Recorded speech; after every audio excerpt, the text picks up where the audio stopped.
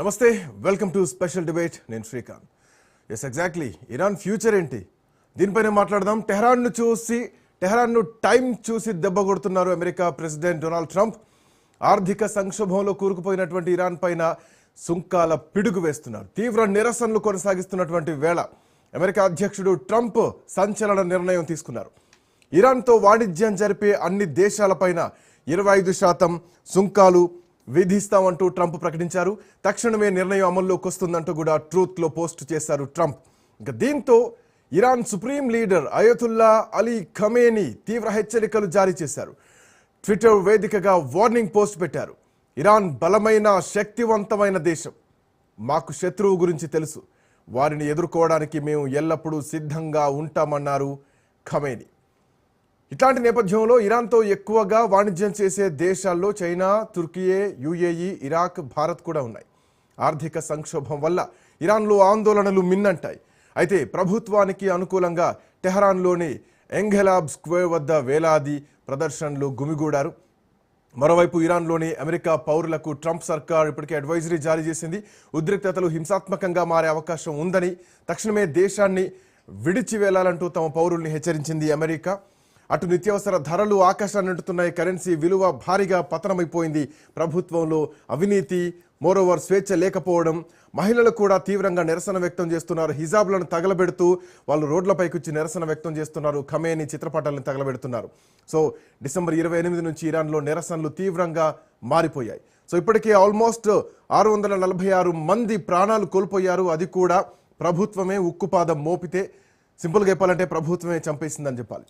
So ఆందోళనల్లో 26 ఏళ్ల ఇర్ఫాన్ సుల్తాన్కి మరణ శిక్ష వేసేందుకు కూడా సిద్ధమవుతోంది ఇరాన్ ప్రభుత్వం. సో ఒకవైపు మొండి వైఖరి, ఇంకోవైపు అమెరికా ఇరాన్ పౌరులకు మేము ఉన్నామంటూ ఇస్తున్నటువంటి భరోసా, and moreover America involvement. So మొత్తానికి ఒక సంక్షోభం మాత్రం ఇరాన్లో కొనసాగుతోంది. అయతుల్లా ఖుమైనీకి వ్యతిరేకంగా ఆల్మోస్ట్ 3 వారాల నుంచి ప్రజలంతా కూడా ఆందోళనలు, నిరసనలు చేస్తున్నారు. వెంటపాటి పుల్లారావు గారు ప్రముఖ రాజకీయ విశ్లేషకులు, సీనియర్ అనలిస్ట్ మనతో పాటు ఉన్నారు. పుల్లారావు గారు నమస్తే. నమస్కారం. సో అమెరికా పెత్తనాన్ని అడ్డుకోవడానికే చాలా నుంచి, ఆ నిర్బంధ పాలన నుంచి ఖుమైనీ ఫైట్ చేస్తే ఈరోజు ఖుమైనీ అధికారంలోకి వచ్చారు. అంటే 4 దశాబ్దాలుగా ఖుమైనీ పాలిస్తున్నారు. అట్లాంటి ఖుమైనీయే ఈరోజు తీవ్ర వ్యతిరేకత ఎదుర్కొంటున్నారు. మోరోవర్ అమెరికా ఇన్వాల్వ్మెంట్ ఉంది దీంట్లో. గతంలోనే అమెరికా క్షిపణి దాడులు కూడా చేసింది. సో ఇప్పుడున్నటువంటి పరిస్థితి ఏంటి, ఇరాన్ ఫ్యూచర్ ఏంటంటే ఏం చెప్తారు? ఫ్యూచర్ ఏం చెప్పలేం. ఒకవేళ ఇప్పుడు ఉన్న డిక్టేటర్ గా చేసే వ్యక్తి అలీ ఖమేనీ దాదాపు 36 సంవత్సరాలు బట్టి ఆయనే సుప్రీం లీడర్. అవును, ఎలక్షన్ లేవు, లైఫ్ అంతా ఆయనే ఉంటాడు. తీసేస్తే కానీ అక్కడ ఉన్న మౌల్వీస్, పెద్ద హై కౌన్సిల్, అతని కింద విశేషంగా ఇరాన్ మిగతా దేశాల్లో యుద్ధాలు చేయించడం, సైన్యాలు తయారు చేయటం, గొడవ చేయటం దాదాపు 1980 నుంచి చేస్తా వచ్చారు. గత 20 సంవత్సరాల నుంచి ఎక్కువ అవుతాం. అందువల్ల యూరోప్, ఇజ్రాయెల్, అమెరికా చాలా దేశాలు ఎలాగ అరకట్టాలి అని చూస్తా వచ్చారు. మన మే 2025లో బాంబులు కూడా చేశారు, అవకాశం దొరికిందని. ఇరాన్ వాళ్ళు యుద్ధాలు చేస్తున్నారు. హమాస్ అనే బాడీకి ఇజ్రాయెల్లో డబ్బులు ఇచ్చి పెంచారు. లెబనాన్లో హిజ్బుల్లాకి ఇచ్చారు. హూతీస్ అని యెమెన్లో ఇచ్చారు. అన్ని చోట్ల వాళ్ళు చేస్తున్నారు ఈ గొడవలని బాంబ్ చేశారు. బాంబ్ చేశాక చాలా వరకు ఇరాన్ ప్రెస్టీజ్ పోయింది.